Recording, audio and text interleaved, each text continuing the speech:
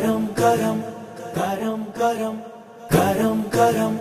गरम गरम आका आका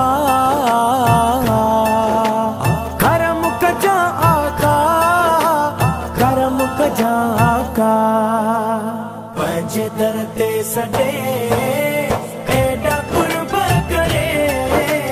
पंज दर ते सडे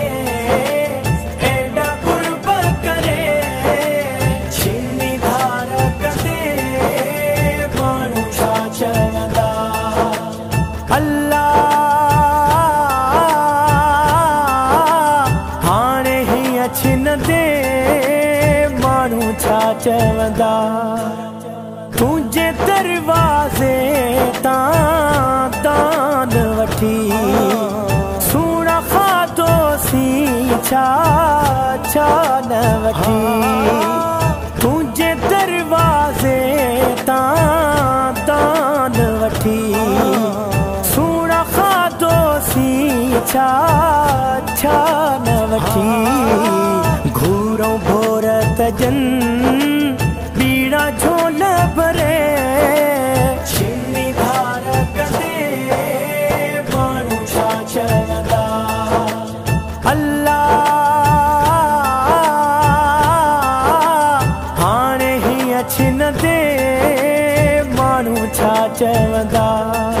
आका ते सडे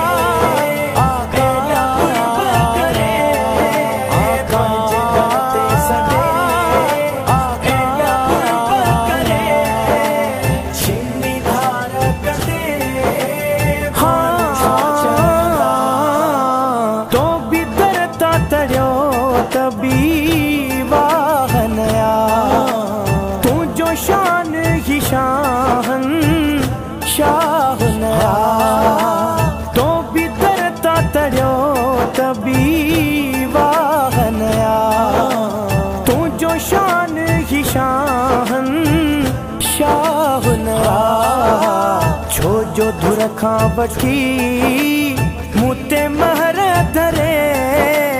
छिन्नी धार कदे मानू छा चवंदा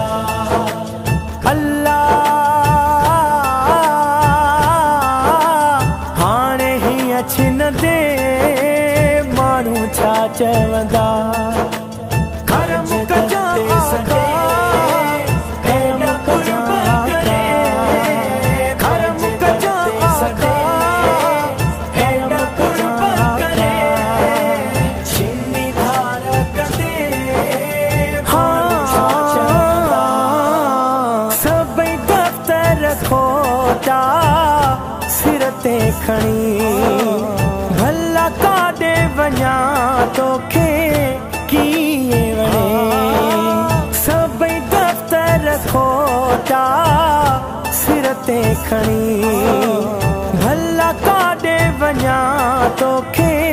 कीअं वणे पंहिंजे नज़रनि खां कई पल न परे छिन्नी धार कदे मानू छा चवंदा अल्लाह हाणे ही अछिन दे मानू छा चवंदा पंज दर ते सडे एडा कुर्ब करे पंज दर ते सडे एडा कुर्ब करे छिन्नी धार कदे मुखे मुझे कसूर जी माफ़ी ॾियो कढी रलजे असां ॾऊं माफ़ी ॾियो मुखे मुझे कसूर जी माफ़ी ॾियो कढी रलजे असां ॾऊं माफ़ी ॾियो तुंहिंजी सरदी पई मुझी कान सरे छिन्नी धार कदे मानू छा चवंदा अल्लाह हाणे ही अछिन दे छा चवंदा आका ते सॾे आका आका ते सॾे आका छिनी धार कदे माण्हू छा चवंदा हाँ सबके खां सखी दर तूं जो आ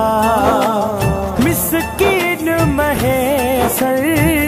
तूं जो आ सबके खां सखी दर तूं जो आ मिस्कीन महेसर तूं जो आ पंहिंजो कर त पिरी मुंहिंजो याव ठरे छिनी धार कदे